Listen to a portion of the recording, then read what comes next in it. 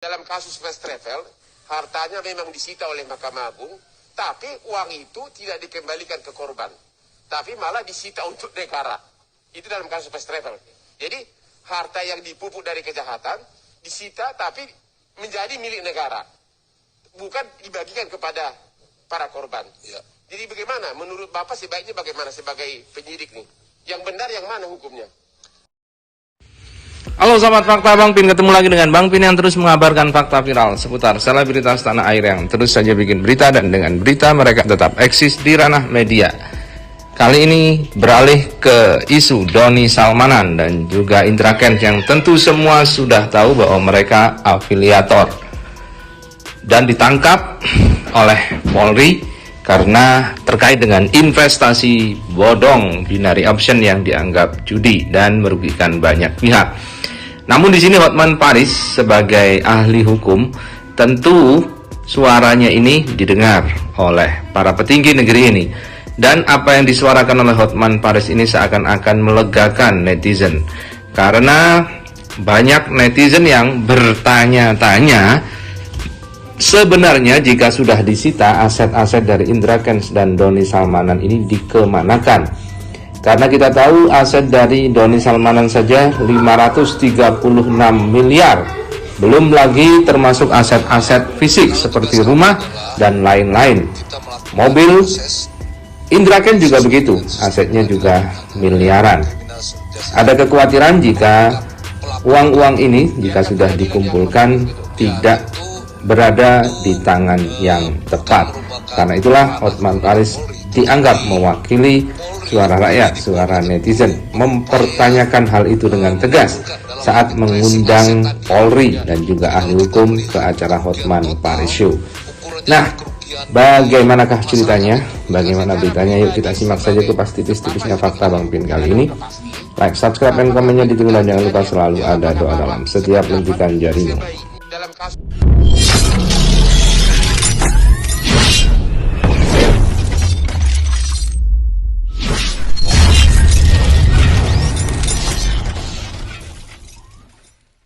kasus first travel, hartanya memang disita oleh Mahkamah Agung, tapi uang itu tidak dikembalikan ke korban, tapi malah disita untuk negara.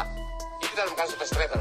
Jadi harta yang dipupuk dari kejahatan disita tapi menjadi milik negara, bukan dibagikan kepada para korban. Ya. Jadi bagaimana? Menurut Bapak sebaiknya bagaimana sebagai penyidik nih?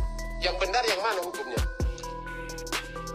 Banyak pelajaran dari apa yang disampaikan oleh Hotman Paris ini. Kata-katanya yang tegas, kemudian memberikan data-data yang terdahulu, menguatkan argumennya yang seakan-akan bertanya itu.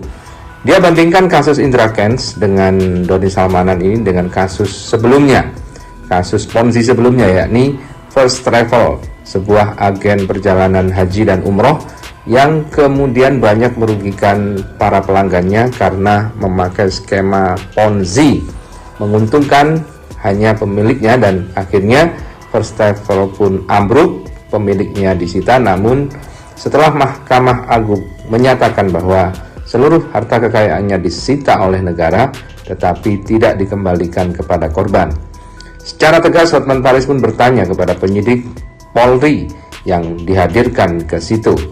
Dan penyidik Polri pun menjawab sesuai tugasnya dan sesuai bidangnya. Namun hal ini tidak memuaskan bagi seorang Hotman Paris, pengacara handal itu. Kalau tugas kami adalah kita melakukan proses tentu sesuai dengan sistem peradilan pidana, ya, criminal justice unit, mengungkap pelaku pidana. Biarkan pengadilan yang memvonis gitu. Ya, tentu itu bukan merupakan ranah kewenangan Polri, tetapi Polri, penyidik Polri tentu berupaya mengumpulkan dalam hal ini tracing aset tadi ya. Jadi kalau kita melihat kerugian total, ukurannya adalah kerugian dari masyarakat yang dirugikan. Secara pribadi sebagai ahli hukum pidana udah pasti. Apakah ini pendapat pribadi ya? Apakah Bapak sependapat sebaiknya harta yang disita itu jangan disita ke negara tapi dikembalikan, dibagi-bagi untuk para korban? Pendapat Bapak pribadi gimana? Nah begitulah betapa lugas dan cerdasnya Hotman Paris. Memang biasa berbantah-bantahan di sidang mungkin ya. Jadi ketika tidak mendapatkan jawaban yang memuaskan dari penyidik ini, maka Hotman Paris pun langsung menohok dengan pernyataan bahwa menurut Anda pribadi, sebagai pribadi bagaimana? Jika sebagai pribadi, tentu ini tidak ada berkaitan dengan institusi. Mungkin Bapak dari kepolisian ini takut karena dia membawa nama institusi. Tetapi yang dikejar oleh Hotman Paris adalah pendapat pribadi. Dan akhirnya, kalau pendapat pribadi, Brigjen Ahmad Ramadan ini pun menjawab meskipun dengan beberapa argumen-argumen yang sedikit muter-muter, tetapi akhirnya dia pun menjawab bahwa dia setuju kalau kerugian yang disita, harta dari Indra Kents dan Doni Salmanan ini disita kemudian dikembalikan kepada para korban, meskipun tidak mudah. Mekanismenya harus disertai bukti dan tentu butuh pekerjaan lagi untuk mengembalikan dan mendata para korban serta mendata bukti-buktinya.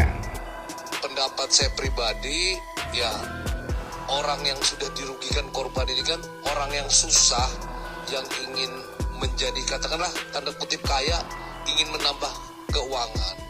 Tentu untuk mengurangi beban ya harus ada upaya-upaya yang komprehensif ya, agar hasil dari tindak pidana ini setelah terkumpul bisa dikembalikan kepada korban. Terima kasih kepada Pak Suparji, ahli hukum pidana. Hukumnya itu bagaimana? Jadi kasus contoh investasi bodong, kasus first travel. Kalau